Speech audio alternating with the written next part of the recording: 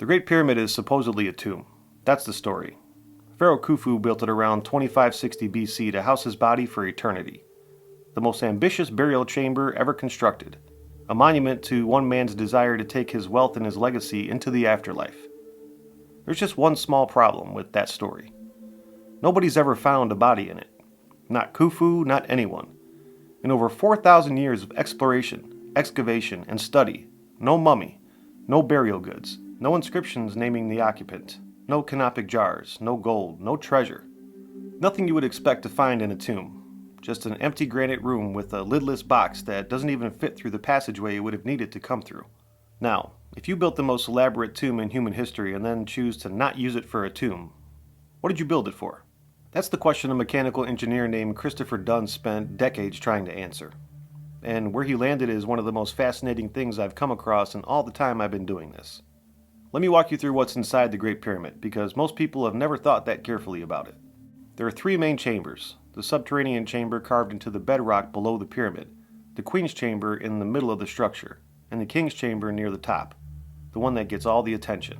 The King's chamber is made entirely of granite, not the local limestone used to build the pyramid. Granite imported from Aswan, over 500 miles away. The walls, the floor, the ceiling, all granite.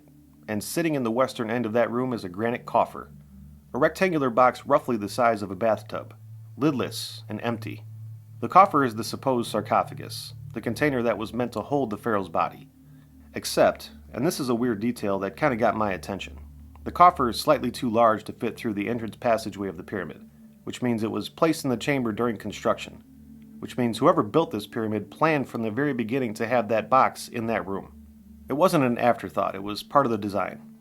And yet there's not a single hieroglyph anywhere in the King's chamber, not one inscription, not one painting, not one word identifying who this tomb belonged to or invoking the gods to protect the occupant. Every other significant tomb in Egypt is covered in text, and the most important tomb ever built has none. Egyptologists have explanations for all of this, of course. They always do. But when you look at the King's chamber through the eyes of a precision engineer rather than an archaeologist, the questions that emerge are completely different, and significantly harder to answer. Here's something that gets talked about a lot, but nobody really makes a big deal out of it. The precision of the construction is extraordinary. Not impressive for its time, not impressive given the tools available, just extraordinary by any standard, including modern ones. The base of the pyramid covers 13 acres. The four sides vary in length by less than 8 inches. The corners are almost perfect right angles, within a fraction of a degree. The whole structure is oriented to true north with an accuracy of 0.05 degrees. That's more accurate than the Greenwich Observatory in London, which was built specifically to be aligned with true north using modern instruments. Inside the pyramid, the granite surfaces in the King's chamber have been finished to tolerances that a modern machinist would be proud of. Flat surfaces that are accurate to within a few thousandths of an inch across areas that are several feet wide. Corners and edges crisp enough that they look like they were machined rather than handworked with stone tools. And the coffer itself, the supposedly empty sarcophagus, is cut from a single block of granite to tolerances that match precision machined components. The interior corners are perfectly square. The surfaces are flat to within a few thousandths of an inch. The volume of the interior is almost exactly half the volume of the exterior, a ratio that has no obvious meaning in Egyptian religious tradition but has very specific implications in engineering. Someone built this thing to specs, precise, deliberate, repeatable specs. And Christopher Dunn, who spent his career holding things to exactly those types of tolerances in aerospace manufacturing, looked at all of this and said something that I think we should take seriously. He said, "I recognize this not as a tomb, as a machine." And the more I looked at his reasoning, the harder it became to dismiss. Christopher Dunn isn't a mystic or an ancient alien enthusiast. He's a mechanical engineer and precision machinist who spent decades working in aerospace manufacturing, the industry that builds engines and spacecraft components to the tightest tolerances in human history. He first visited Egypt in 1986, and what he saw inside the Great Pyramid didn't look like what he had been told that it was. It looked more like what he spent his whole life working around, a precision manufactured structure built to perform a specific function. He spent the next decade analyzing the pyramid from an engineering perspective, not asking what it symbolized or what it meant to the ancient Egyptians spiritually, asking what it was designed to do mechanically. What function would require this level of precision? What purpose would justify importing granite from 500 miles away and finishing it to aerospace tolerances? The answer he arrived at was published in 1998 in a book called The Giza Power Plant, And his argument is worth understanding in some detail because it's not vague, it's specific, testable, grounded in engineering principles that any machinist would recognize.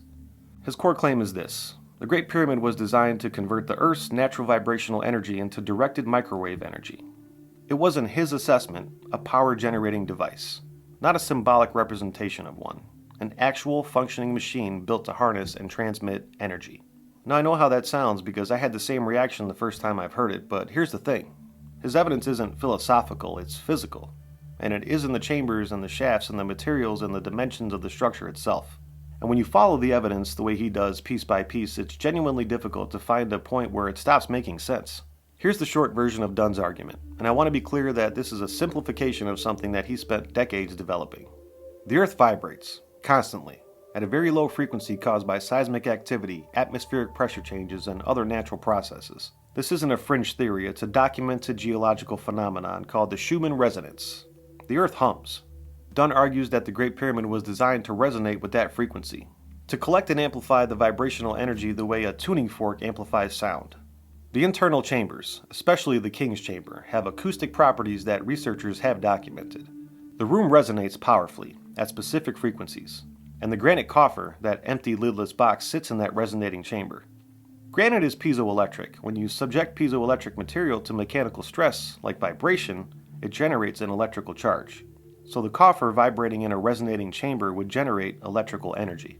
The shafts leading from the Queen's Chamber, long narrow passages that Egyptologists call air shafts, are lined with a salt residue that researchers found when they investigated them with cameras in the 1990s. Dunn identifies these as chemical reaction chambers where hydrogen was produced and fed into the King's Chamber to interact with the energy being generated there. The result in his model is directed microwave energy transmitted through the pyramidion, the capstone at the top, which he believes was made of a conductive material. Is he right? I honestly don't know. Nobody does, because nobody has tested it properly.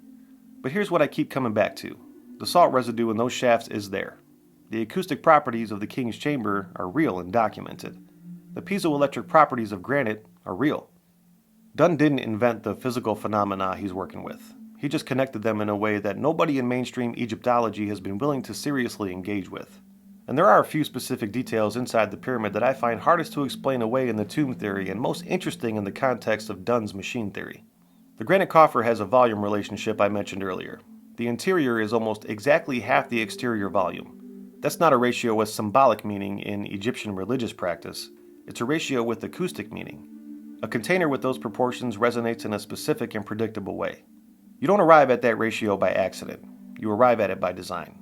The King's Chamber has what researchers have called a cracked ceiling. Several of the massive granite beams forming the ceiling have fractures running through them. The standard explanation is earthquake damage. Dunn's explanation is that at some point the machine was run at a level that exceeded the structural tolerance of the chamber. Essentially, the pyramid shook itself hard enough to crack its own ceiling. The so-called relieving chambers above the King's Chamber. 5 rooms stacked on top of each other that Egyptologists say are built to reduce the weight pressing down on the King's Chamber ceiling.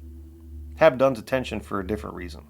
Their acoustic properties combined with the granite construction create a specific resonance profile that he argues is consistent with energy collection rather than structural relief. And then there's the fact that the pyramid is built on a natural hill of bedrock at the center of the structure. And Dunn argues that this isn't coincidental, that the bedrock acts as a foundation for transmitting ground vibration up into the structure. You wouldn't need that for a tomb. You would need it for a machine designed to harvest seismic energy. Now, none of this is saying that Dunn is right, but all of this is real. The resonance is real, the salt is real, the coffer dimensions are real, the cracked ceiling is real, and the question of why a tomb would be designed with all those specific properties has never been satisfactorily answered by anyone defending the standard story. And where do I stand on all this? I don't know if Christopher Dunn is right. The machine theory is compelling and specific and grounded in real physical phenomenon, but it hasn't been tested in a way that it would need to be tested to confirm it. That would require access to the interior of the pyramid with scientific equipment that Egyptian authorities have not permitted. And that access restriction, the pattern that we keep seeing over and over on this channel when serious alternative researchers try to do serious investigative work at these sites, is its own footnote to the story. What I do know is that the tomb theory has significant problems that mainstream Egyptology tends to wave away rather than seriously address. No body, no inscription. Precision tolerances that serve no symbolic purpose. Acoustic properties that nobody has explained. A coffer that could not have been installed after construction was complete.